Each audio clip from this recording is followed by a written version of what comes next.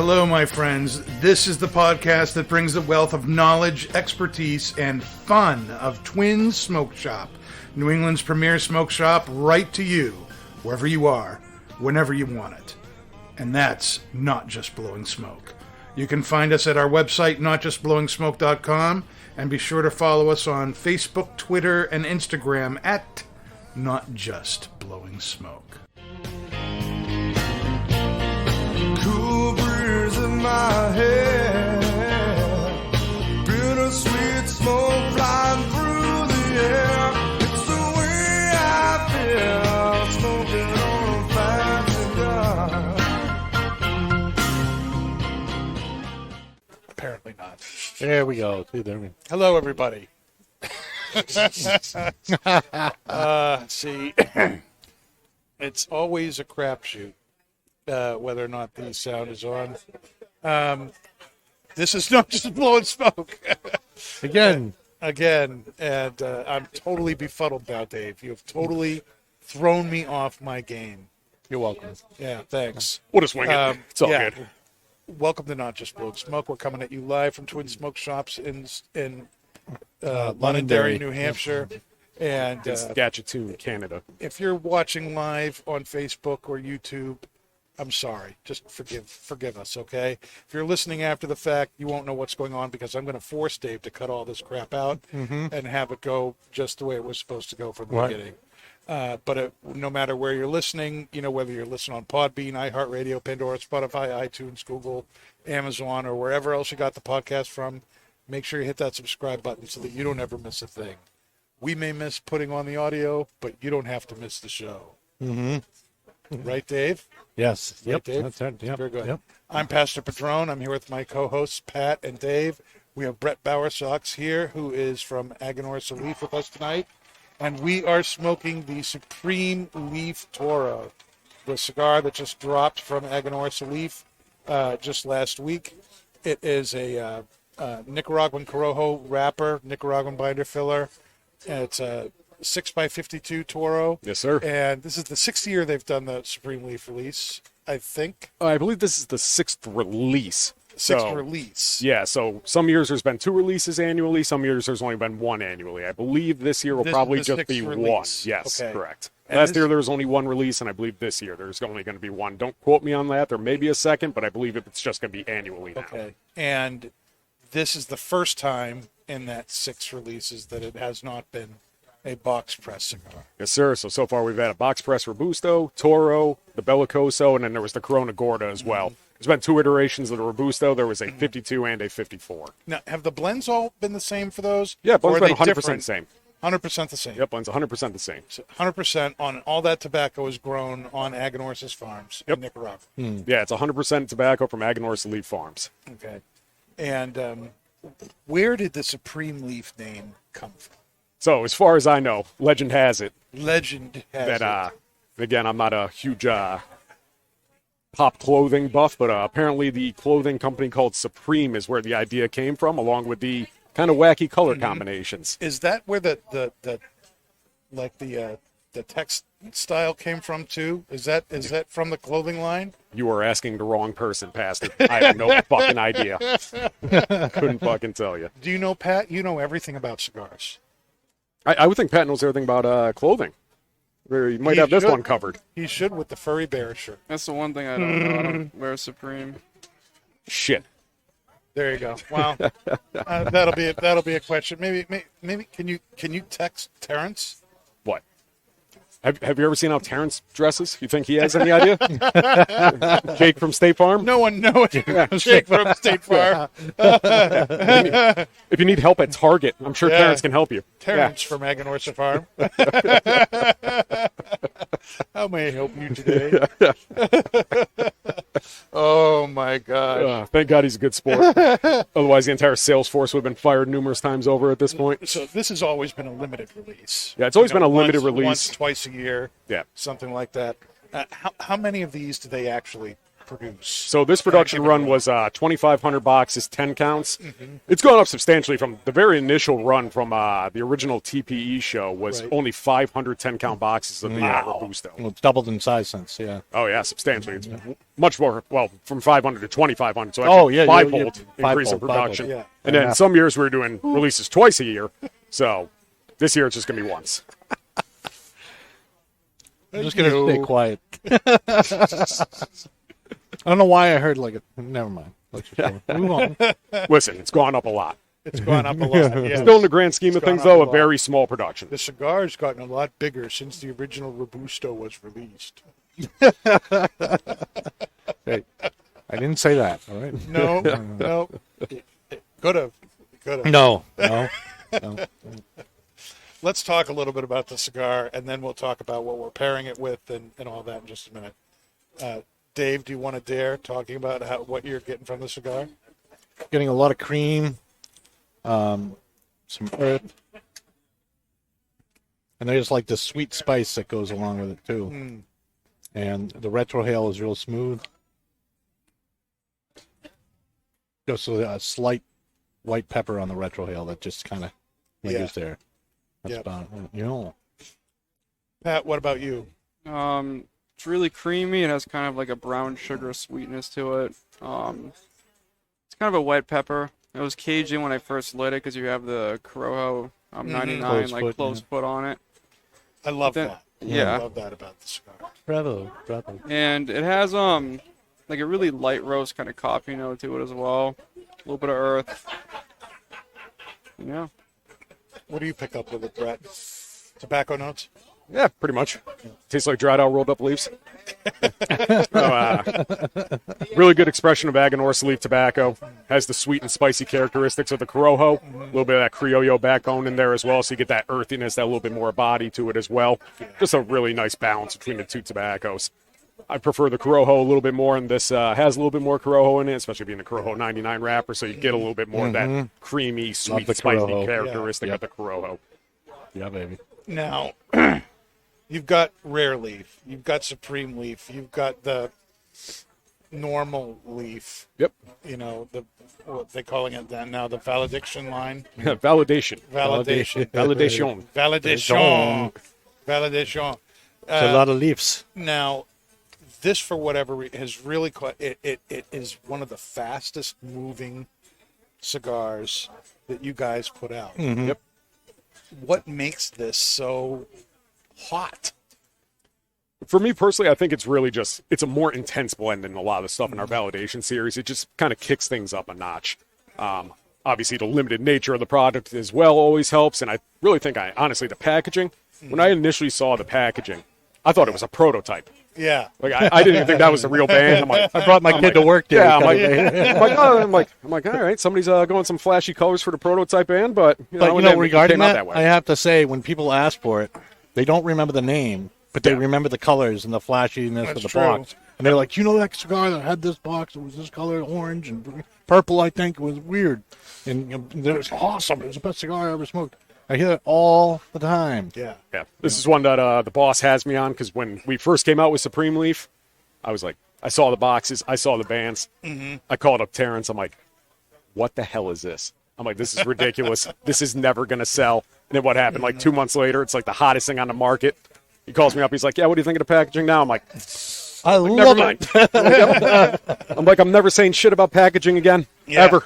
It's crazy. I mean, I can't remember how many boxes we got, but here at Twins, we're almost sold out. Yeah. What it really is, I mean, when I saw it in person, it definitely made a lot more sense because the colors really pop in person. Yes. When you're just looking at it in a picture, it's kind of like, it doesn't really. It kinda almost looks tacky. Yeah, exactly. It looks a little flat. When you see it in person, in those boxes, with the bands on it, the contrast, I mean, it really pops. It's almost impossible to miss it in a walk-in humidor, and I definitely, obviously, that helps. Very true. So let's talk about what we're having with it. We're doing the Clover single barrel that's available at the 724 Lounge. Brett is enjoying the Illy Cold Brew Nitro with his cigar. Both excellent pairings. I'm really enjoying the Clover. And it's funny, the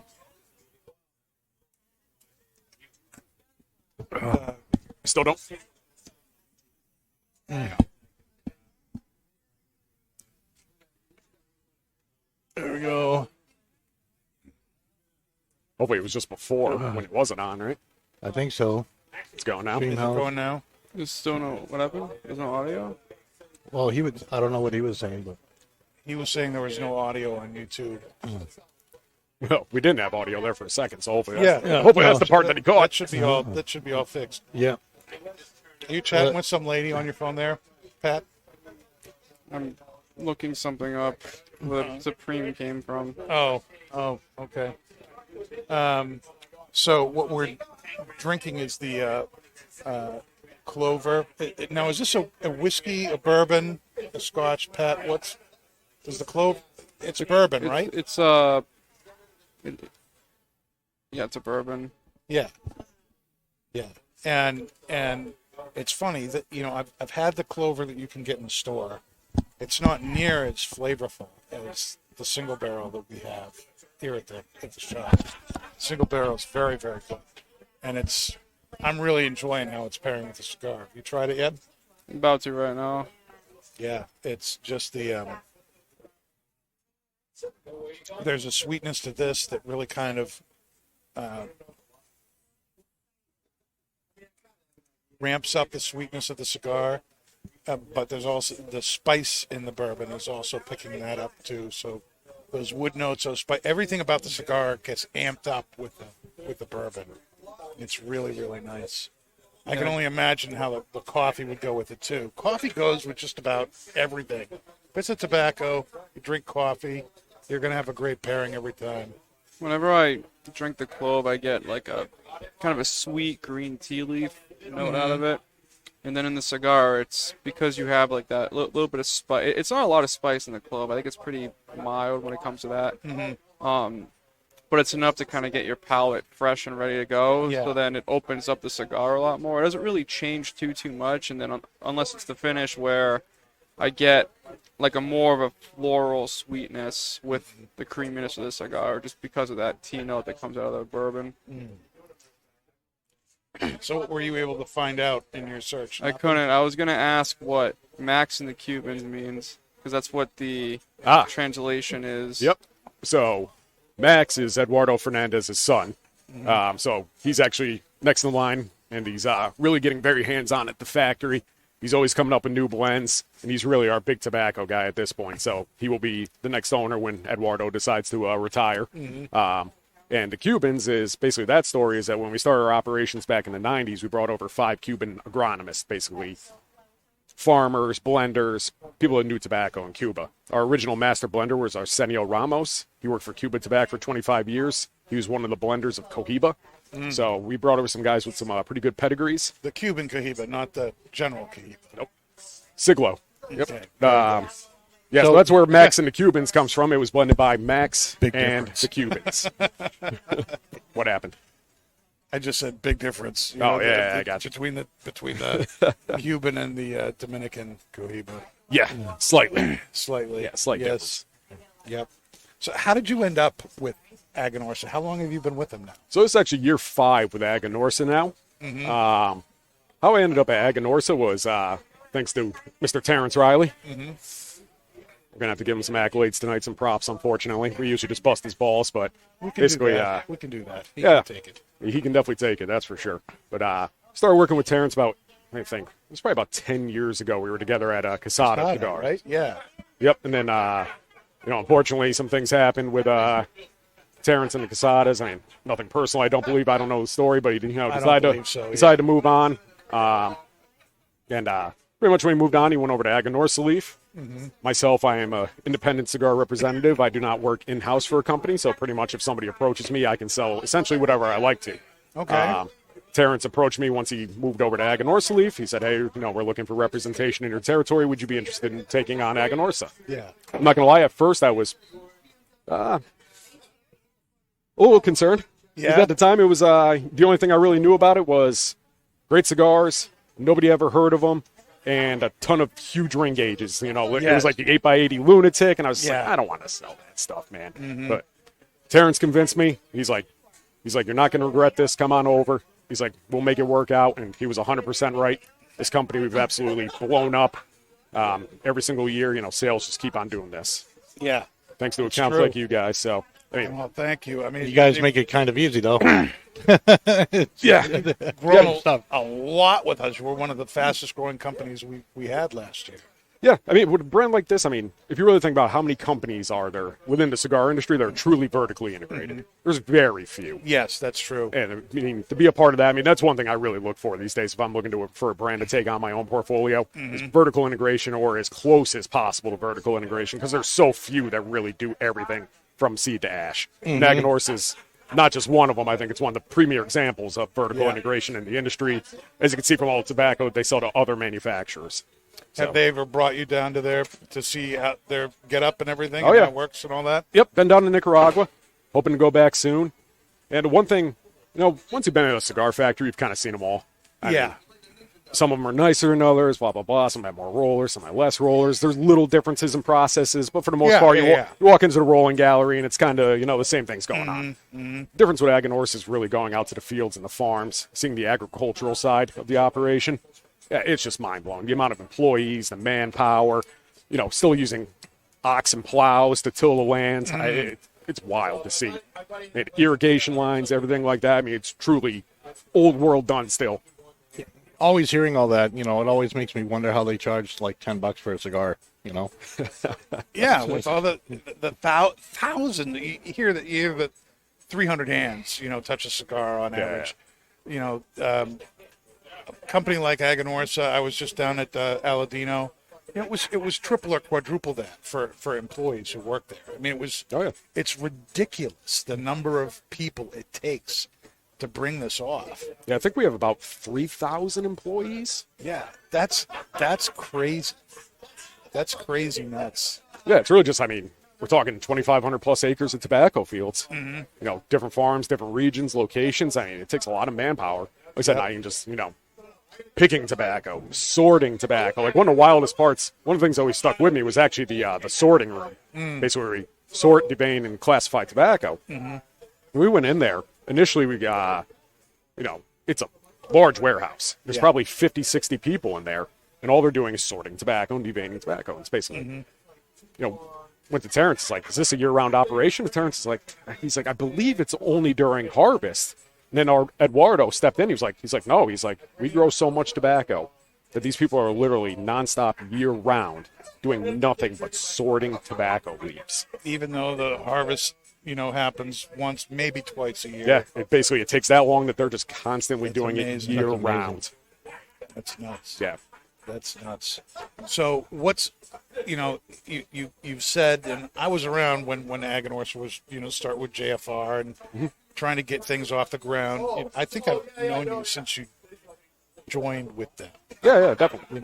You know, what was the biggest challenge with trying to get it into stores for you? I would say the biggest challenge initially was that a lot of people had respect for the company. That was never an issue. Right. But along with that came a lot of people tried the product. They would sell it in their stores because they knew what Aganorsa was. They'd heard about Eduardo's reputation. They knew the tobacco and the product was good.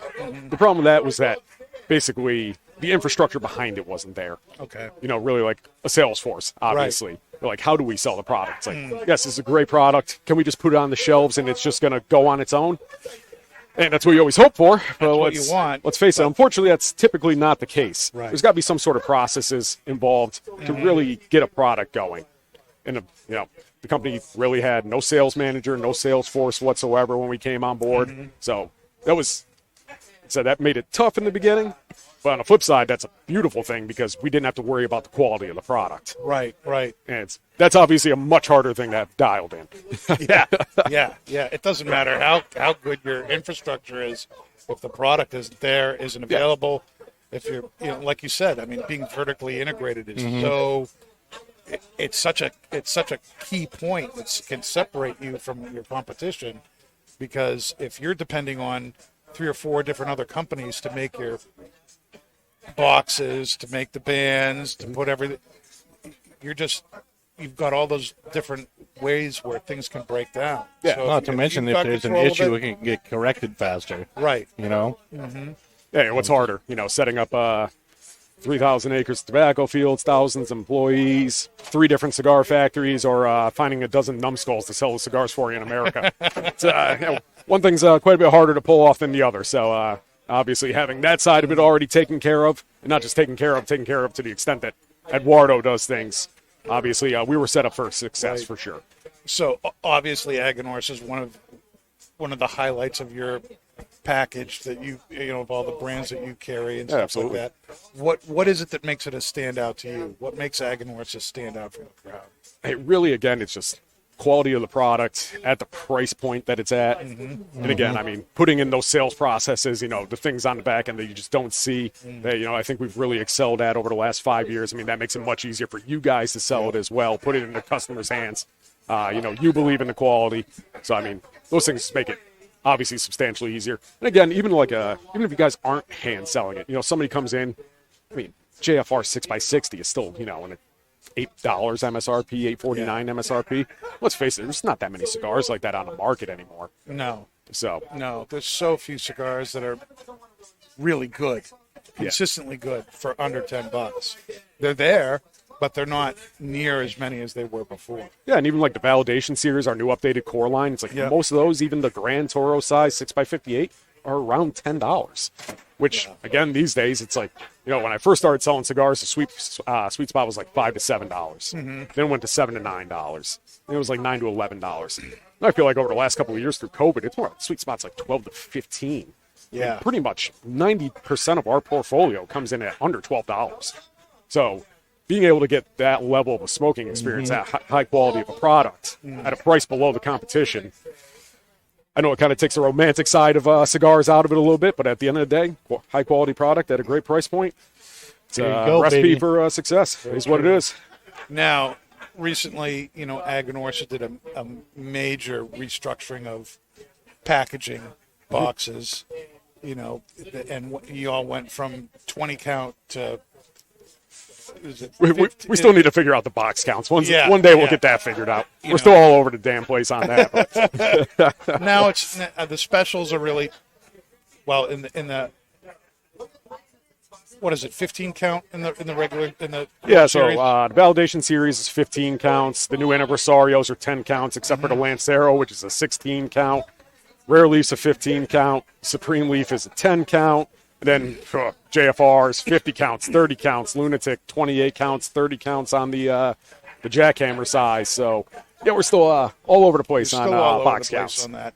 But the one thing that we do have uniform going on is we are getting the Aganorsa logo integrated into all the packaging. Everything looks much more cohesive. So, Yeah. Has the logo caught on? Are people excited about it? yeah, absolutely. I think you could really tell that with the Validation series when we, repackaged that and relaunched that earlier this year. So, we've had those same exact products on the shelves. They might have been in different sizes, but the blends are not changed whatsoever. Right. It's basically same exact cigar, new packaging, and we've definitely seen an increase in volume of sales for sure, just from the revamp packaging. That was what I was going to say. Is, they went from 20 count to 15 count. Yeah, sorry, I cut you off before. Validation. Yeah, Validation. Validation series. But it seems like that once everything got uniform, the sizes got uniform, the boxes were uniform, it just seemed to move better. Just putting the stuff into a consistent packaging that popped. Yeah, before it was kind of confusing because they all had that one core line Aganorsa band, but it wasn't really that easy to read Aganorsa on it. Then they all had different secondary bands that again were different layouts. Like the Habano had that gold bands, the Corojo had the black and gold, but a completely different design. Yeah. So I mean, they didn't really look cohesive whatsoever. Then Connecticut was a 20 count, Habano was a 15 count, Corojo and Maduro were all 15 counts, but again, the Connecticut was 20, and the sizes were all over the place. Like Habano had a Torpedo, a Short Churchill, along with the Robusto Toro and Titan. But then like Corojo was Robusto Toro Torpedo. There's no Titan, there's no Churchill. Then Connecticut, Robusto Toro Churchill, no Titan, no Torpedo. So it was just a bit of a mess. So now we're just Robusto Toro, Grand Toro across the board, 15 count boxes. And again, pretty much the bands are exactly the same on all of them, same design, just different colors. Much easier to understand. Yeah, and they pop too. Yeah, they definitely pop. And the boxes fit great on the shelves too, which is also Yeah, absolutely. plus. The 15 count boxes, I think, is like Awesome. So like with the rare leaf, that's The like rarer leaf. the rare leaf. That's like it's such a That's a huge. good next one, actually. I like that. It's Come on, such a- rarer leaf. Rare leaf. It's a, That'll be the next one. We came up with the next thing, Terrence. Did you hear it? The rarer leaf. yeah. Supremer leaf. The Supremer Supremer leaf. But it's such a good sell to like people coming in for like weddings and stuff like that, Yeah. because I can show them like this, or if you want to get something really good, you can get this, because it's like it's like $50-$60 left in something that's a 20 count box.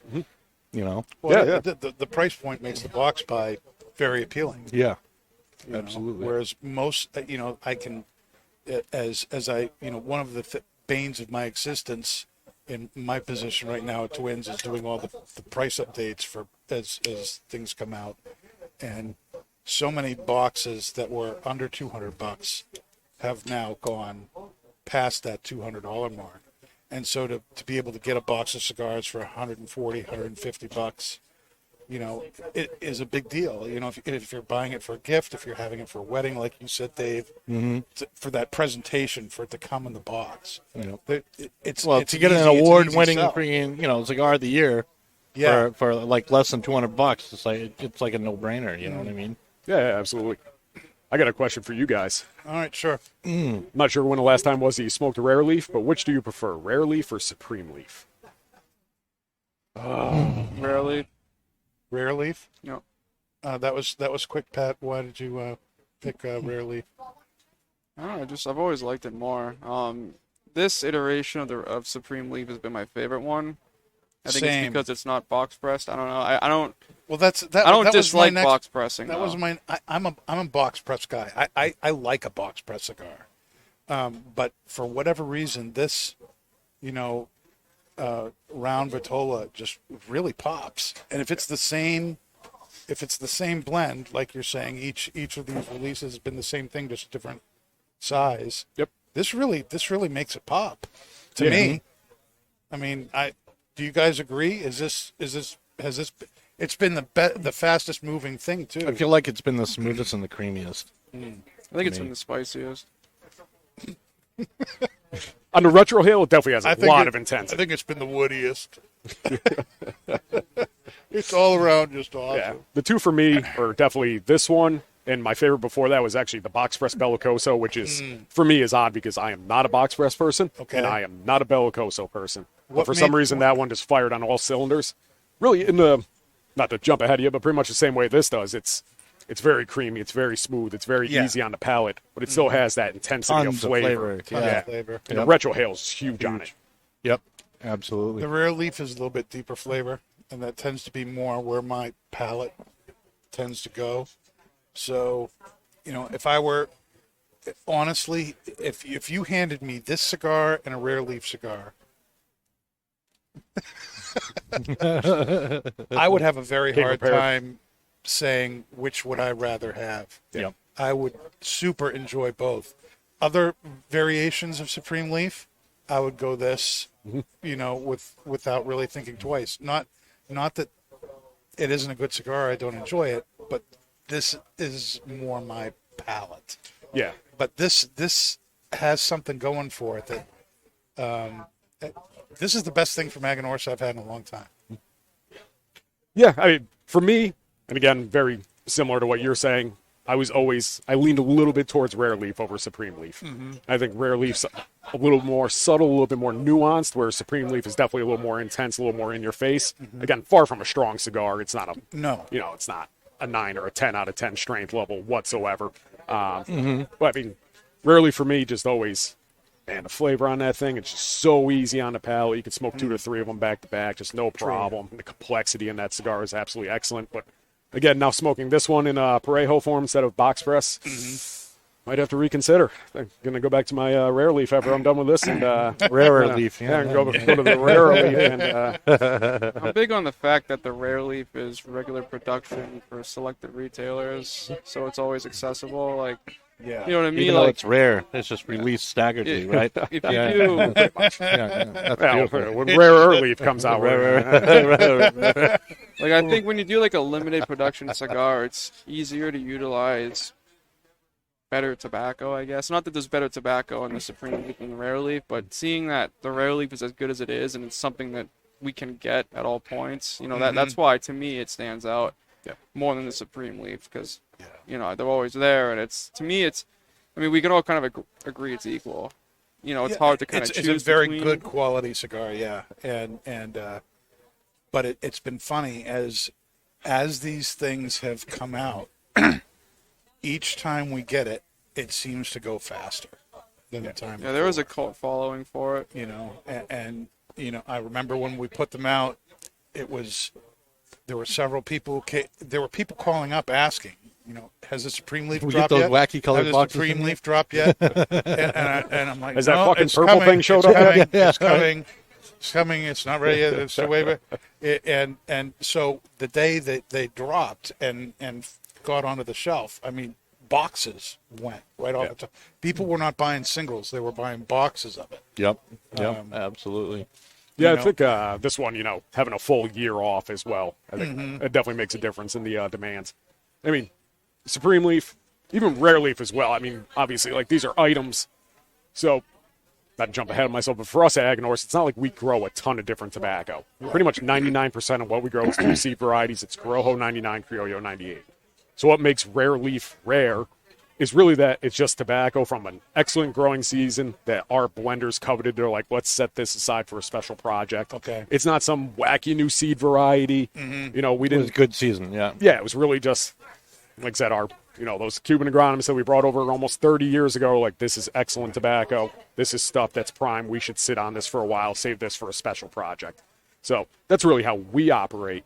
But yeah, again, like I said, there's really, not, some ridiculous, like, this tobacco was, from Vietnam or something like that. That's why I like the Rare Leaf, is because, like, a lot of brands will make their, top shelf cigar, and it'll be so different than, like, their origins. You know what I mean? So Yeah, with the absolutely. Rare Leaf, like, when I feel like smoking an Aganorsa, I want a certain profile. Yeah. You know what I mean? So when I smoke an Aganorsa, I'm looking for that, but then maybe I want something with more nuances to it. So you go to, like, the top shelf option, which the Rare Leaf is still like $13-ish.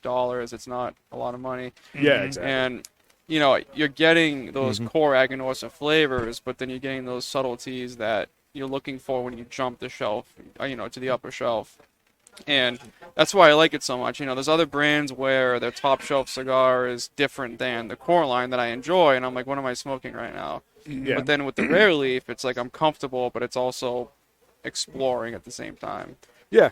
One of the analogies that we use is basically, we're a whiskey bar. You go to a lot of bars and there's rum, there's vodka, there's gin, there's craft beer, there's Gotcha, wine, gotcha. there's a bunch. So we just do whiskey. So basically, you kind of know what you're going to get now. There's all sorts of different variations of that, ways we can change that up. But essentially, what that backbone flavor profile is going to be. You know what you get. So that's really how we operate. Again, just using two seed varieties of tobacco. We don't have a ton of variation. So, but it's really just, like I said, doing it the old world, old fashioned way of, this tobacco from this plot, from this season, tastes different from, a plot in a different region from, somewhere else in Nicaragua, even though it's the same seed variety. We have almost infinite flavor combinations just from using really two different tobaccos across, again. And Set then a different growing question I regions. had was the validation series. I know what validation means, but what is the why call it the validation series? Like, what does that pertain? So we used to, we still do it actually. Actually, I'm not even 100% sure what Mr. Palmer's title is. I believe he's VP of the company. But Paul, basically, whenever we would get a shipment in from Nicaragua, essentially he'd crack open a box of cigars, and he always smokes one. We call it validating. You had to validate the shipment. So it actually kind of became like a running joke at the company, because pretty much any time like something new and like rare showed up, Yeah. pretty much Terrence and Paul would snap pictures of them smoking it and text it to all of us and be like, ha ha ha, we're validating a new product, and obviously everybody in the Facebook groups and the salespeople will get pissed off. Yeah. Because they're pretty much just, Terrence does it every time with Supreme Leaf. He smokes Supreme Leaf for like a fucking month before they ship to retailers. So, but again, validating literally just came from essentially, like I said, when a new shipment comes in, you want to validate the product. So obviously you can't be down in Nicaragua watching every single cigar get made. So when it shows up, before you start sending it to retailers, crack open a box, smoke a couple, make sure everything's on the up and up, then you're ready to send. So we call that validating the product. That's where the validation series came from, because again, it kind of became a running joke amongst essentially the sales force initially, and then Aganorsa Leaf fans as well started catching on to it as well. So if you go on the Aganorsa Acolytes Facebook page, you'll see a lot of people oftentimes posting up a picture of them smoking a Aganorsa Leaf product and be like, validated. And that's basically them saying that, play on the words, but pretty much I validated this cigar. There's enjoying Aganorsa Leaf products. That's where the validation series came from. That's a cool story, yeah. It's nice to see, it's so often too how, when a company can take either something that, FedEx did it, Federal Express, everybody was calling them, FedEx, and now all of a sudden they rebranded themselves that, what people were calling them. So to be able to take the slang, the joke or whatever and say, hey, let's turn this into a brand. Kind of like United Parcel Service. People are doing it. People are doing it for us, and that's really cool. I love hearing that. Yeah, it's like the company listening and kind of owning the, what people are saying. Yeah, absolutely. And it's, like I said, especially coming from, just seeing what it's turned into, Aganorsa and fun things like validation. Not to knock out, it used to be, but before it was pretty mundane. Plus, Casa Fernandez, and a lot of the cigars said Miami on them as well on the band. Right, so I remember that too. People were like, oh, AJ Fernandez, I love those. And it's like, no, it's not that. And then somebody would see one that says Miami on the band. Be like, oh, Miami Cigar Company, I love those. And it's like, no, it's not that either. Yeah. Oh, so they have to try and explain it to people. It simplified everything so much when it became Aganorsa Leaf. It was like, okay, now this is its own brand. Nobody else can confuse us with anything. Yeah, it's kind of funny. Like, obviously on the consumer level, most people had no idea what the hell Aganorsa was. But within the industry, pretty much everybody knew what Aganorsa was. So, not the easiest name to pronounce. No. But from within the industry, it's a name that carries a lot of weight for sure. And then one of my last questions was, so our 25th anniversary cigar is a Corona. Yep. And I've realized in your lines, you guys don't, HVC is an exception, but it's something, one of the private labels you guys make, but you guys don't make like a core line Corona. Nope. And after smoking our Corojo Corona, I'm like, why are they not doing this? I'm with you. I'd like to see some Coronas for sure. Who knows? That could be the rarer leaf. That's the rarer leaf. Yeah. It very well could come out at some point. I couldn't tell you for sure. That's above my pay grade. It is a natural size that if we were going to add another size, I think that's the size that we probably would add, because the Robusto is almost kind of like a double Robusto. The Toro is a little large for a Toro. The Grand Toro covers a bigger ring gauge. I don't think we'd do validation series in like a 770 or something like that. I don't. So if we were going to add a fourth size, said you're probably not going to go like Lancero or like Petite Corona. So I think if they were going to add a fourth size down the road, it probably would be a smaller ring gauge format like that. But again, I'm not 100% sure. But it's got my vote, that's for sure. What did you like about the Twins anniversary cigar? It's just, I'm a Corona guy. I don't know. I feel like it just pops more. Again, like me, I like that kind of like on the retro, that spice, and because you're getting more of that Corojo wrapper, you're getting that sweet spice more prevalent on that blend. I did smoke the Grand Toro the day I smoked the Corona, and they're both really, really solid cigars, and it's just, and there's perks to each one, but it's just the Corona, and it's so hard to make a good Corona. There's a lot of, I read it like a year ago that the Corona is actually the hardest Vitola to make. Well, why is that? It's just the bunching and the size, the amount of leaves you need for the Corona. It's like you need a little bit more than, a Lancero is the hardest size, but it's not something that anyone really practically makes, so when it comes to traditional sizes, I'll call it, the Corona is the hardest one to actually make.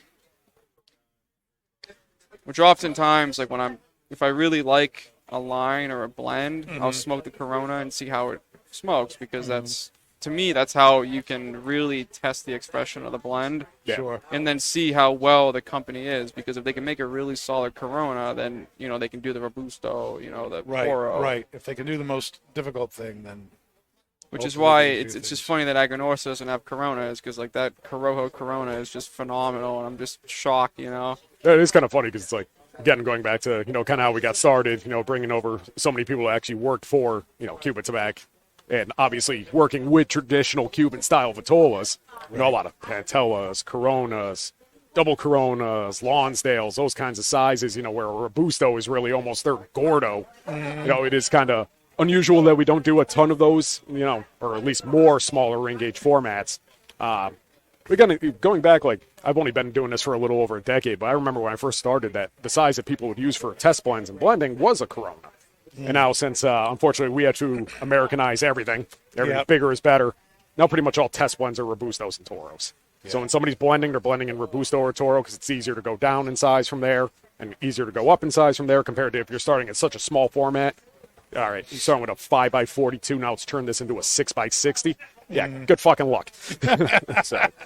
so pretty much thanks to America, now we're, for the most part, blending's done in 50 ring gauge. Speaking of that, what are the top selling SKUs for Aganorsa for you? Oh, boy. This is where it gets really screwed up. So obviously 7x70 lunatic. That's up there. So obviously Is it actually? Well, I mean, it sold well here. You only have like 2 singles left in the box we had open. I believe our top 5 SKUs. So within Aganorsa, we do all the JFR product as well and the Lunatic. So just for retail and Lunatic. And I believe those 2 lines have all 5 of our SKUs, top 5 SKUs. I know number 1 and number 2 alternate. They kind of flip-flop back and forth. It is the Lunatic El Chiquito Maduro, which is a 4 3/8 by 70, and the JFR Maduro Titan 6x60. Those are our number 1 and number 2 SKUs in the company. And the 8x80 is top 5. So 60, 70, 80 ring gauge are 3 of the top 5. That's crazy. Yeah. That's nuts. If I had to guess beyond that, probably Corojo Titan is probably in there as well. It could be another JFR Maduro like Robusto or Toro or huge sellers as well. And again, it just goes back to what we were talking about before. It's a guy comes in, hey, you know, I can buy 2 or 3 cigars for $30, or I can walk out with 4 or 5 of these, and it's you're getting a high quality product at a great price point. Guys just grab a handful of them, and on the way they go. Yeah. Very true. Yeah. Very true. It's definitely another thing we see with 8x80s as well. Like, you know, there's not a lot of people that smoke 8x80s. But when they do, typically they come in, you'll see them a couple times a week. They grab 3 or 4 of them. And there's only so many 8x80s on the market. So it's really only a handful of people that really drive the sales of that. But again, for the most part, that's all that they fucking smoke. So it doesn't really matter. Like, you don't have to worry about that guy going to, like, try to get that guy a 6x60. He thinks it's, you know, to us, that's, you know. Yeah, that's his Corona. Yeah, exactly. I say that's his petite Corona, freaking 6x60. Like, what's this thing? I don't want One of the things about the JFO and the Lunatics that I've appreciated is so when I first started here about 2 years ago, you know, I looked at those cigars and it was like, you know, like $6, and I was a new tobacconist, so I automatically assumed that sucks. And then Terrence came and he did that. He had the Fuma, the Fuma tasting, of the tobacco that's in the Lunatics, and I was smoking those, and I'm like, I really like this, you know. And then I bought a Lunatic, and it was the Short Titan. That's a great cigar, the Short Titan. Yeah, and I smoked it, and I was like, I'm never judging anything ever again, you know. Like, it was phenomenal. And then the thing about, even when you go to the bigger gauges, I had a 60 gauge once, like the Perfecto, like the football looking Oh, yeah, one. the Locos. So I had one of those, and it's like, even though it's a big gauge, it still has that, like, full body, that nice spice, you know, like those, like, expressions you look for from Nicaraguan tobacco. And it's impressive that, you know, opposed to, like, other 60 gauges I've had, it's like, you know, Aganorsa can really keep their flavor when they go in the bigger Vitola. Yeah. Yeah, it's really just keeping things simple. Like I said, pretty much when we do those Fumas, the reason that we do that is, again, you know, there's just 2 seed varieties that we grow predominantly in Nicaragua. Those 2 seed varieties are in every single cigar that we make. It could be a Connecticut Robusto, or it can be an 8x80 Maduro, Corojo 99, Criollo 98. Those 2 tobaccos are going to be used in there in some way, shape, or form. So, again, like I said, just keeping it simple, it works. But, yeah, I mean, definitely don't sleep on JFR. I mean, that Corojo that's an excellent cigar. I almost wish it didn't have the pigtail on it, because that kind of gives it away. Because that's one of those cigars I'd love to take the band off and just mess with people. Be like, smoke this. Like, it's some $15 cigar I picked up somewhere. You know, what do you think? And it's like, you get done, oh, yeah, man, that was a great fucking cigar. Yeah, it's $6 for a Robusto. Very cool. Now, this week is also TPE, Total Product Expo. You would think it'd be Total Tobacco Expo, but it's not totally about tobacco. Nah, definitely not. I have not been to this one yet. I'm trying to avoid it as long as possible, but I think next year I'll probably have to bite the bullet in its end. And go for it. Now, Terrence is there? Yep, Terrence is there. Terrence is there. So what's, is he showcasing anything special for Aganorsa there, or? So there's nothing crazy new coming out. We do have a couple line extensions I'm very excited about. So within the Lunatic Maduro line, we're coming out with a 7x70 and a 6.5x60. I guess now those are somewhat traditional format sizes in the American market. Yes. But two sizes that you would think you would have in a product line like Lunatic. Like I said, that's our number 2 line after JFR. We didn't have a regular standard 60 ring gauge. We had the short Titan, but not a 6x60 format. Which, let's face it, Robusto Toro 6x60 are That's basically it. that's the trifecta right there. So Yeah. not having a 6x60, huge. And again, we had the 70 ring gauge, but short as well. And there's a big draw for 7x70s. So we do well with the JFR 770s, but we find a lot of 770 smokers want a stronger format. Yes. And a Lunatic has a little bit more pop to it than JFR does. So I think the Lunatic kind of ramping up that strength in that body a little bit in the 770 format, especially at the price point. It's going to be $1049 for a 7x70, and a 6.5x60 is $949. So killer price points, quality product. Those two should be home runs. Then JFR Fresh Packs. Again, this one, I'm telling you earlier, it's kind of ridiculous. Yeah. Tell us about Yeah, it. $24.99 for the JFR Fresh Pack. So it's a 4-pack of JFR Toros. It's 2 Corojo Toro, a Connecticut Toro, and a Maduro Toro. $24.99 retail. That's awesome. So I had a question about the fresh packs. So it's just because there's such a trend of fresh packs coming. Everyone's doing it now. So, and a lot of the companies started doing it during COVID. So why the fresh pack? Is it a attempt to have product be able to be sold at non B&Ms, like traditional tobacco B&Ms, since most like gas stations or whatever don't have humidors, or is that merely a convenience for the consumer? I think it's a little column A, a little column B. I'm not going to lie. When companies first started doing fresh packs, I absolutely hated them. You can ask Terrence. I fought with him on the phone numerous times about this. I'm like, don't do fucking fresh packs. I think they cheapen the brand. You saw some of the initial ones in the beginning really actually hurt some manufacturers. Yeah. 'Cause, you put a 4-pack of, cigars that are typically, $12 to $13 and up. That pack should be, $50, $55 retail. And it's like, okay, this one's $34.99. It's like, that's a massive discount. So instead of people buying that single for $13, $14, they're just buying the packs. Right. So you're kind of cannibalizing your own brand. Right. So I was never a big fan of that. Obviously, other companies absolutely nailed it. Perdomo. I mean, there might be a small discount in there. Yeah, but for the most part, discount. yeah, but for the most part, it's the convenience of I don't have a humidor, or I'm going to the golf course. I need 4 cigars. They're already in a humidified pack. This is perfect. So there's a convenience factor there. For some manufacturers, absolutely, being able to place it in C-stores, I'm sure that was absolutely a thought by, some of the juggernauts out there. I think it was it Macanudo did those little individual, the single sleeve ones? Like that's 100% a product made for C-stores. For us, it was more basically just market demand. Our brick and mortar retailers kept on asking us for fresh packs. So that's really the reason that we did it. And again, for us, it's not about really discounting the product. Like you said, even though that JFR Fresh Pack sounds like it's an insane deal, those are $7 cigars. So 4 of them would be $28 anyway. So yeah, it's a couple bucks off, but it's not, about like, we're not deep discounting this to move this product. It's more just our retailers were looking for the product, looking for, that item, a fresh pack. So for us, it was really just, Well, what our retailers want, and try to accommodate them. When it's a variety fresh pack like that, where you have, the 3 different varieties inside the pack, then people maybe try something that they wouldn't normally do. Yeah, that's the other nice part with it. And this is one thing we've kind of gone over. It seems like different regions of the country, some of them really do well with variety packs. Others do well with just 4 of the same cigar. I'd like to see 4 of the same cigar because, obviously, like I said, guy's coming in to go golfing with his buddies. Yeah. And it's like, this packet's got, 1 Maduro in it, 2 Corojos, and a Connecticut. It's like, he just wants 4 mild cigars for him and his boys, to go out and keep the flies away on the golf course, man. I want. Where do you think that demand came from? Again, from my experience here, I don't have people running in here asking me specifically like, oh, does this brand have a fresh pack you guys can bring in? Other with the exception of Perderma, which I think dominates the fresh pack. Yeah, they definitely those things. It's its own animal, but.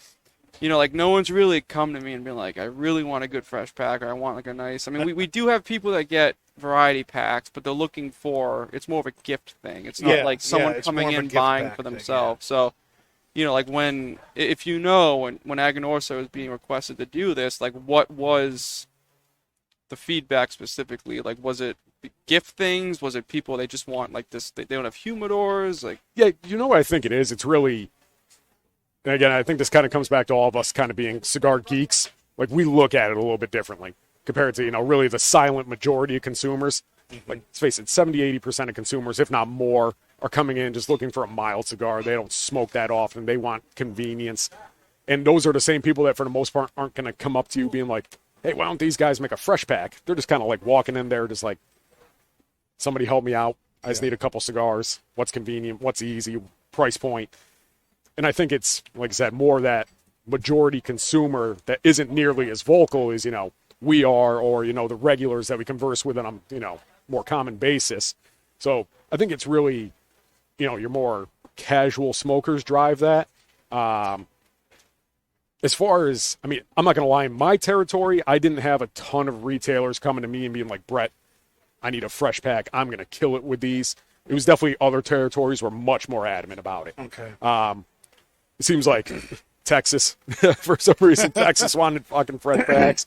I can see Texas needing it just because there's probably such a problem with humidification. Yeah. The air is so hot and dry over there. Yeah. Wish I had a better answer for you, but again, in my territory, I definitely had some people asking me for it, but nobody was like, gave me a real specific answer, and it wasn't like overwhelming. Like, on occasion, somebody would be like, when you guys going to come out with a fresh pack? It wasn't like they didn't like really break it down for me, like, we you saw took a this lot cigar, of them at Hooks. put in a It's fresh crazy. pack, it's going to kill it for, hard to this keep reason. inside. But and then my last question with the fresh packs would be, so you said it's 4 of the same cigars in the fresh pack? Or so it's 4 JFR Toros. It's a Connecticut, 2 Corojo, and a Maduro. Okay, So it's a sampler. All right.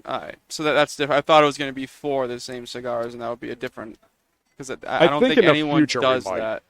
Perdomo does, the champagne packs. Oh, but Yep. champagne. But yeah.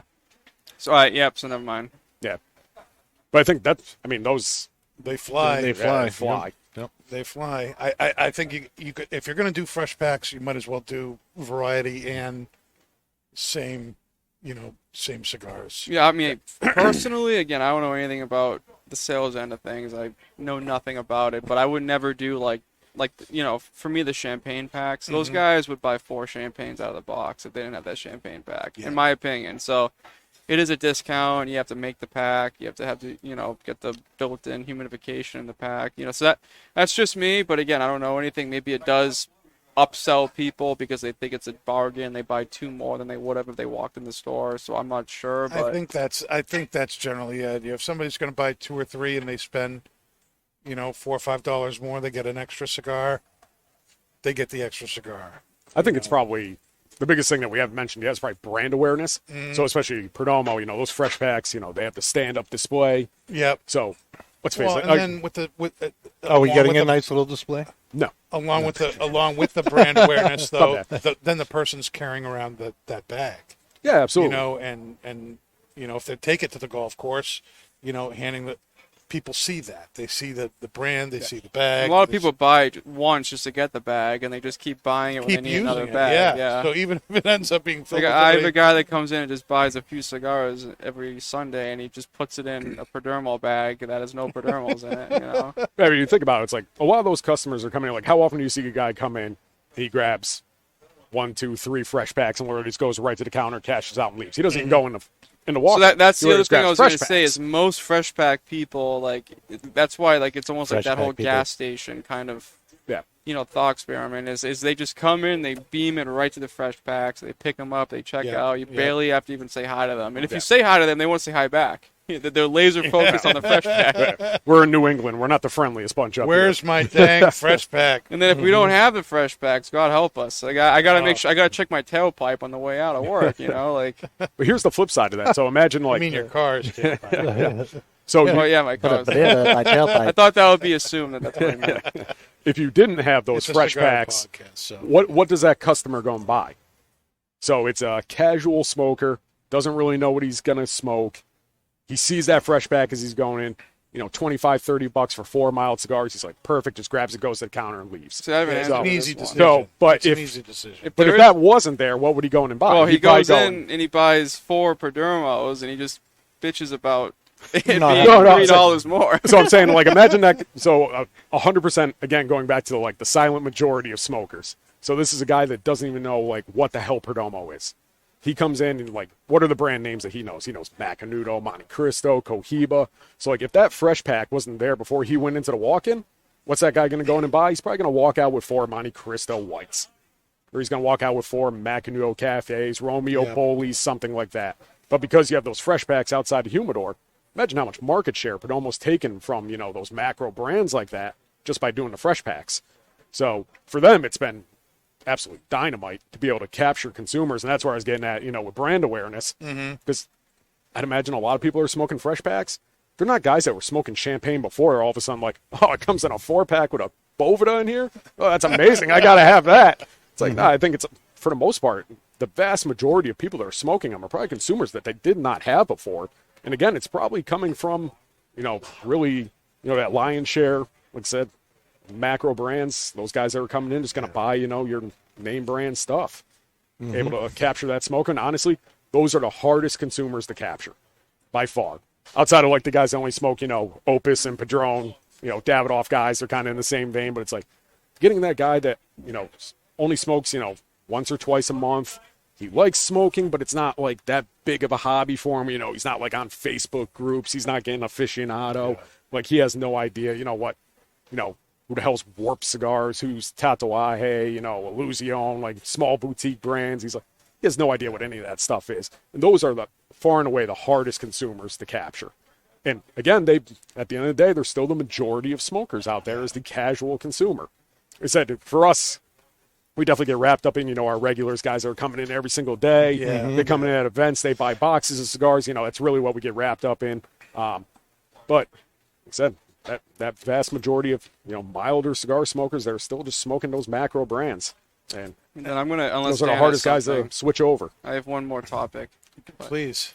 So, Aganorsa obviously is one of the, I'll call it you guys are very vertical, so you guys are like a titan manufacturer to me, so you guys have a lot of tobacco that other companies utilize in their blends. So, the one that comes to mind is, for instance, like Foundation, the Olmec we chose is our blend of the year, which to my knowledge has Aganorsa filler tobacco in there. If not the Olmec, then at least the Wise Man. I know it's Wise Man does. I think Olmec is AJ. It's AJ. All right, I'm so pretty sure Olmec's AJ. So I'll take the Wise Man, for instance. Yep. So, and I'm sure there's other lines out there too that use Aganorsa tobacco. I mean, I think like Kurt's partial owner of Sindicato. I think Sindicato uses Aganorsa some of the tobacco. Sindicato stuff we do. Yep. So as a rep, like obviously like Aganorsa and then the private labels is what you're selling, like HVC. So what is your kind of thoughts on like, say you're having an event and then somebody is looking for different options and like maybe like a Sindicato or like a Wise Man comes to mind. Like obviously it doesn't really benefit you for your company's sales, but it also indirectly kind of does benefit because they're using your tobacco. So do you ever kind of get behind another one of those lines, even though they're not under your umbrella, or? Yeah, I mean, I'm not going to lie, there's not a ton of scenarios where I've felt I've had to go that route because I feel within our portfolio, we kind of cover most of the bases. So like if somebody is looking for one of those kinds of products that uses our tobacco, I can probably put them on one of our products because, again, it's our factories, our farms, our tobacco. So for the most part, there's something comparable. I'm trying to think if there's any like curveballs out there.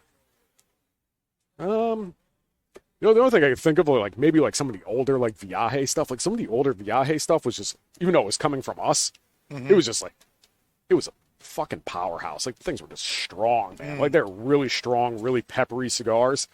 and I'd almost put that like in the same category. Like there's a handful of cigars like when I'm doing an event, like, oh hey man, how's it going? Running a promo on Aganorsa, the bullshit spiel that we got to give when people come in. Don't think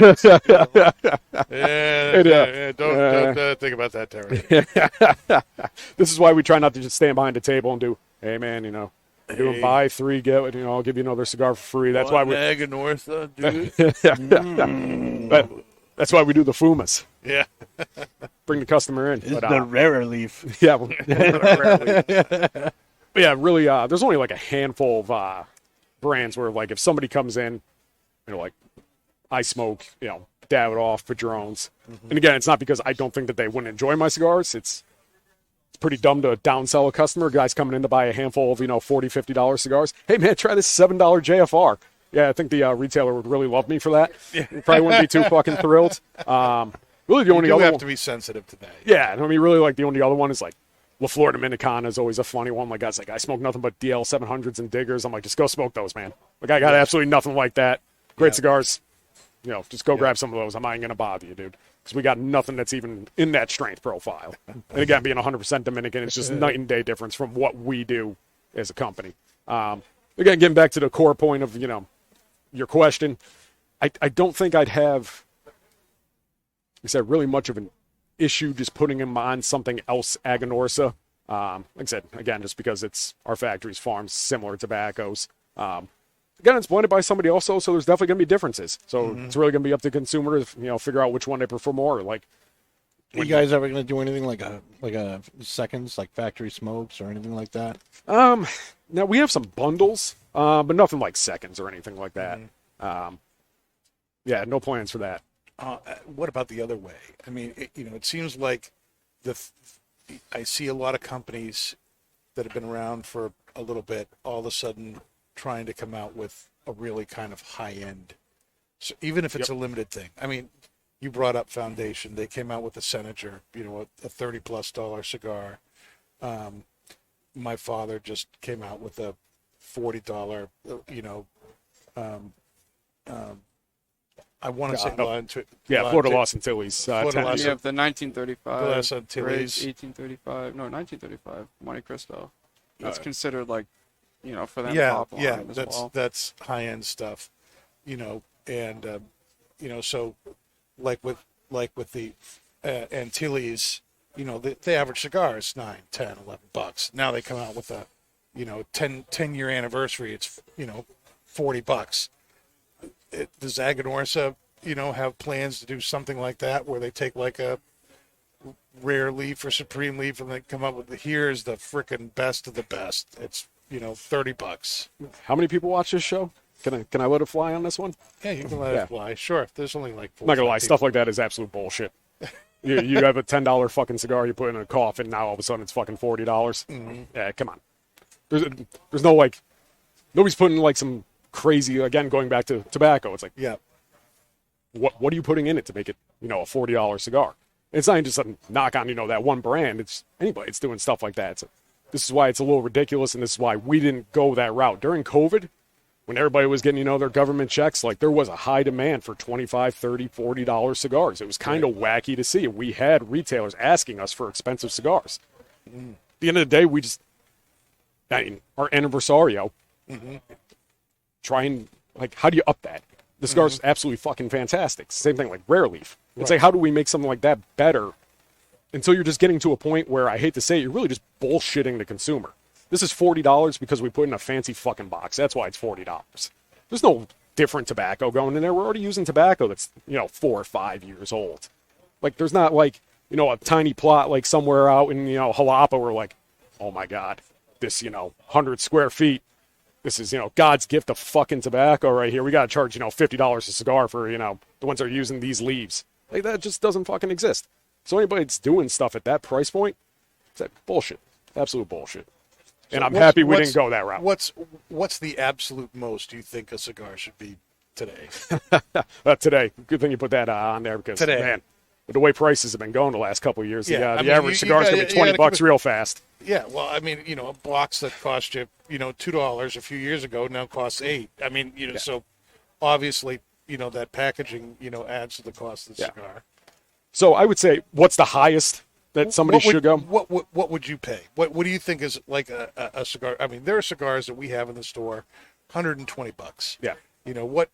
You know, is there a point at which you're like, in your opinion, after this,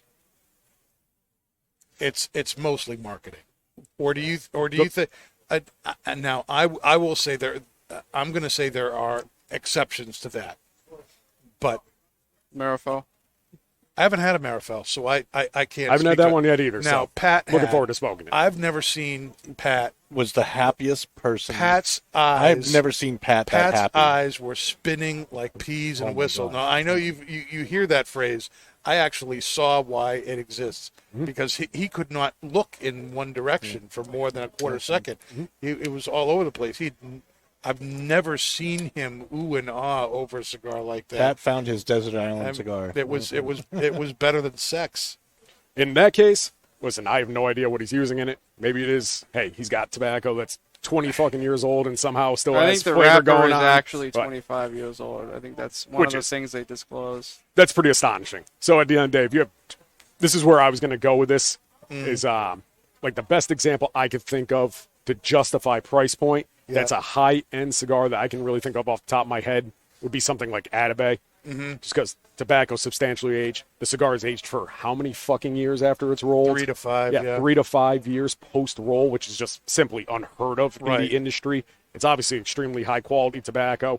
The packaging matches it. That, to me, is pretty much, if you're looking for the closest thing to justify a really high price point, to me, that's, that has the X factor. And that's really some of the only products I can think of. The only product line I can think of that really, goes above and beyond. I've never been disappointed with a Byron or Atabey. As far as, it's expensive, but they've basically been holding on to this stuff for 10, 12, 15 years for you, For me, it's And- Plasencia. Like the Plasencia 6.2 is- is just Yeah, Plasencia is another excellent example. absolutely delicious. For that price point, and you're smoking that 6.2 for 2.5 hours. Whereas if you bought like a $12 cigar the same size, it's gonna last you an hour. So you get like that. I think that makes the price point totally work for me. Yeah, That's it's kinda my funny that's that- my level. It's No, like no, the I- 21. That's where my cutoff is. Honestly, I wasn't even thinking of like anything like in like that like $20 to $30 price range. I was really just thinking like the really like over the top expensive stuff. Yeah, I mean a lot of stuff in that $20 price range. I mean then you're talking obviously the Plasencia stuff is top notch. A lot of Padron anniversaries, you're getting in a $20 price range. I would absolutely agree that's 100% worth it. These are just people that have been doing this for a really long time, really know what the hell they're doing, and who am I to tell the Padrones that they shouldn't sell an anniversary for $25? Yeah. Yeah, I think then I would be speaking out of term compared to what I was talking about before. Yeah. No, with some of these other things. But yeah, like I said, $50 price point on, some other stuff is just, we're getting a little greedy. tough to We're getting a little swallow. greedy. So I want to pivot one last question on my end, at least. Of course. So COVID was brought up a couple of times. So a lot of companies, I think every company, stopped doing any events or traveling and all the sorts during COVID. And a lot of companies used the money that they were saving from event swag or the travel towards something like for instance, like Drew Estate did the Freestyle Live online. They started putting all that money towards. So what was Aganorsa's focus? Obviously, you guys came out with a rebrand, so I'm assuming that was a portion of it. But what was your focus during COVID when you guys couldn't really be, front lines? So this is probably not the answer you're expecting. Pretty much for us. So the flip side to Aganorsa as a company is that our sales force is 100% independent reps. So when your paycheck every month comes from 100% commission, stuff you sell, I was off the road for like 10 days during COVID. Otherwise, we literally kept working. Retailers that would let us do events, we kept on doing events. During the first year of COVID, my sales were up over 40% from the year prior. Because we stayed out there on the road. We kept on working. Other companies completely shut down, kept their sales force off the road. So for us, it wasn't, infrastructure, type things, where we're changing bands, changing boxes. For us, it was everybody else is, no offense, sitting on their ass, staying home. We're going to keep on fucking working because honestly, I think that's just kind of our mentality as a company to begin with. Yeah. And the flip side of that is, again, all of us are independent reps. If we're not selling, we're not getting any money. Like, we're not going to keep on getting a paycheck from our companies. We're like, hey, you know what, guys, COVID, stay off the road, but, we'll keep you on the payroll. It'll be all right. Just work the phones, call your guys, see what you can do. That's the one thing, bringing up the Drew Estate, the Freestyle Live, and that was absolutely genius what they did with that. And that was huge. Yeah. Yep. Absolutely huge, because that's a company that really kept their sales force off the road, yet continue to grow trajectory. Yep. Whereas I think you guys saw during COVID, I've kind of heard some pretty wacky numbers out there. I think during COVID, the industry as a whole might have grown, like 12 to 15%. Mm-hmm. So pretty much like, I think a lot of companies just kind of rode that tide a little bit. Yeah. They're just like, hey, we kept on growing anyway, like it's fine. Whereas if you were out on the road, like we were, like I said, in my territory, we were up over, I believe it. If it wasn't 40, it was right there, percent over the year prior. That first year of COVID, because That's crazy. we just kept on going, man. Like I said, I probably did the most events in my career. During the 2 COVID years. We're doing a freaking ton of them. So on the other end, Nobody else would do them. I'm like the devil's advocate. Like, say you had somebody that was like genuinely concerned about COVID. Yeah. Like, would they perish under Aganorsa not meeting those numbers? Or was there something in place set up for them? Luckily, the sales force is pretty young, so we didn't have to cross that bridge. Yeah, I'm not gonna lie, it's a little cutthroat out there. So if somebody decided to stay home and not do their job, unfortunately, somebody probably would have taken their place. Yeah, I mean, to shed light on it, like, it is good that you guys are out there, because I know, like, at Twins, like, with the lack of events going on, like, we really were looking for stuff to do in place of the reps not being able to come in and actually do anything. So it's good that you guys had the mentality of, like, to me, it's like support the B&M. Like, obviously, it's benefiting you guys personally with your sales, but it's also benefiting the B&M because we're lacking, events. Yeah. So having you guys visit us and look at the facings and do events and help sell, like that, that was huge in that period for us as well. So. Yeah, it was really like the first 3 months or so where I was doing like a kind of like dumb events like here and there, just kind of like standing behind a table. Everybody's, standing 10 feet away, throwing cigars at them. Yeah. After that though, especially, it's up here in New Hampshire, like we didn't really shut down for that long. It was really just 3-4 months. After that, we were kind of off to the races again. Again, flip side to that, let's face it, a lot of cigar shop owners are pretty right-wing people that were like pretty business savvy, that, were willing to figure out ways to, make things work despite what was going on. So, anything happen in Nicaragua during it, or? So Nicaragua shut down for 2 weeks. One of the weeks they always shut down anyway. It's a holiday week. Other than that, Nicaragua pretty much was business as usual. They put up some plexiglass dividers, things like that. People wore masks in the factory, but otherwise, again, kind of like the same thing as us. For them as rollers, if they're not making cigars, they're not getting paid. So pretty much the operations had to continue. I think that's why you see in Nicaragua, if you look at the export numbers from Nicaragua compared to Dominican Republic, like when I first went to Aganorsa, Dominican Republic was exporting more cigars to America than Nicaragua was. Now I think Nicaragua has them outnumbered 2 or 3 to 1. So, and again, talking about COVID, like Dominican Republic basically shut down for the better part of a year. And then after that, they were at 50% capacity for a long amount time after that. So again, it's not, you never want to downplay something like COVID. Obviously it affected a lot of people, but the flip side of that was obviously if you could keep working, there was upside there for sure. Right. And I know that like Nicaragua has had a lot of labor issues. Like for instance, like Perdermo, which is historically a very retainment company, has been losing a lot of employees. Has Aganorsa seen that kind of flag as well? Yeah, so we've been pretty lucky with it. What it was a lot of people saw the opportunity to come to America. Oh, sure. That's really what it was. It was immigration. Yep. Let's face it, the border laws were pretty relaxed, and a lot of people made a run for it to get to America. So that's where he lost a lot of rollers. Beyond that, really, again, talking about how many more cigars are being made in Nicaragua now.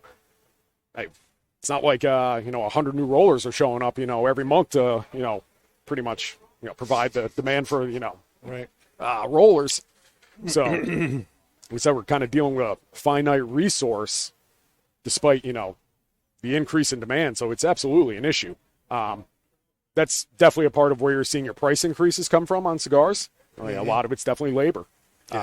I'd say the two biggest reasons that you're seeing the massive price increases, not massive price increases across the board and on cigars really from anywhere, is again, labor costs are increasing substantially, and then freight costs were just absolutely through the roof. Yeah. Like your typical container pre-COVID was $5,000-$6,000 to get it to get it to Miami from Nicaragua or Dominican. Now it's like $25,000-$30,000 for a container shipment. Yeah. So between Now, that my and labor last costs. actual question is my last question, since America was brought up, is I know that Aganorsa has a Miami cigar, like the event cigar you guys were doing. Yep. Is there any other cigars that's rolled in Miami, or it's just that one? We used to roll more in Miami. Basically, our rollers they're all quite elderly. We only have one left. All of them were originally rollers from Cuba that came to Miami. All extremely skilled, but we only have one left now. So she really just does the event cigars, and she actually does a lot of the fumas, which is almost criminal having such a talented roller doing fumas. But she's an amazing roller. But Anniversario used to be done in Miami. Aganorsa Leaf Maduro and Corojo used to be done in Miami. Pretty much everything's in Nicaragua now, though. Because, again, we're down to one roller in Miami.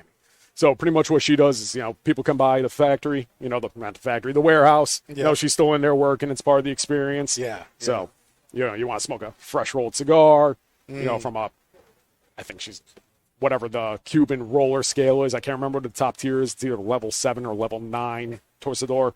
And she's the top level roller when she was in Cuba. So, she absolutely knows what the hell she's doing. It does it the old fashioned way where she does the bunching and the wrapper. So, like I said, it's a really cool experience having her down there. So fun watching that stuff. Yeah, exactly. But as far as an actual manufacturing operation in Miami, not so much anymore. Cool. All right. So we're just about at the end of the show here. What's the final thoughts on the Aganorsa Supreme Toro? I feel like it's gotten creamier and sweeter with the pairing. That's I've actually I've had to remind myself to take some of the beverage just because I'm enjoying the cigar so much. How about you, Pat? It's a phenomenal cigar, and past years I've smoked it, I've enjoyed it, but again, the rare leaf for me has always been kind of what I'm looking for. And it's not that I didn't understand the hype of it, but it just wasn't really something that I would buy a box worth of singles to smoke when I'm here or sitting at the lounge. But this iteration of it being in just the regular Supreme Toro, it's phenomenal. It's a really good consistent cigar. You get those, I'm calling Aganorsa flavors, the nice, sweet, spicy, a little bit of saltiness. You get those kind of floral notes out of it. Again, that kind of brown sugar and that kind of nice coffee note. So it's really, really good consistent cigar. And the construction was perfect on it. Even burn, nice, perfect draw. And it has a closed foot, which I wish the rare leaf had a closed foot on it, but I'll talk with management. We'll figure it out. now, that would be the rare leaf. Yeah, the rare leaf. The rare leaf. What'd you guys do with this? We closed the foot. It's now $30. Yeah, $30. $39.99. Comes in a cardboard box. Comes in a fresh 100% cardboard. The rarer fresh pack. Oh, man. Provita packs aged 10 years. Yeah, I'll probably be getting some phone calls in the fucking morning. This is gonna be fun. This has been an awesome cigar. This is the 4th or 5th one I've had. All really good. The flavor profiles you guys are talking about, totally picking up. Went great with the clover. I thought the clover was a really, really good pairing with it. The spot-on pairing. Very complimentary. Brett, thanks for being with us tonight. This was thanks a for having great me. conversation. Hope you come back. Absolutely. When the Rarer leaf comes out. well, maybe the rarer leaf is the Twins' 25th anniversary cigar. When that's after it's finished resting in the humidor and it comes out for sale, maybe we can have you back. We'll get the Sharpie out and just write rarer on all of them. Problem solved. There you go. Absolutely. Really looking forward to that. Version. Yeah. Put the price up $5. Yeah. All right, everybody. That's our show for tonight. Thanks for being with us, and we'll see you next Tuesday, 8 o'clock. And that's Not Just Blowing Smoke. You've been listening to Not Just Blowing Smoke. the podcast that brings the wealth of knowledge, expertise, and fun of Twins Smoke Shop, New England's premier smoke shop, right to you, wherever you are, whenever you want it. You can find us at our website, notjustblowingsmoke.com, and keep in touch with us on Facebook, YouTube, Twitter, and Instagram at Not Just Blowing Smoke. Thanks for listening, everybody, and that is Not Just Blowing Smoke. Rolling with the top down.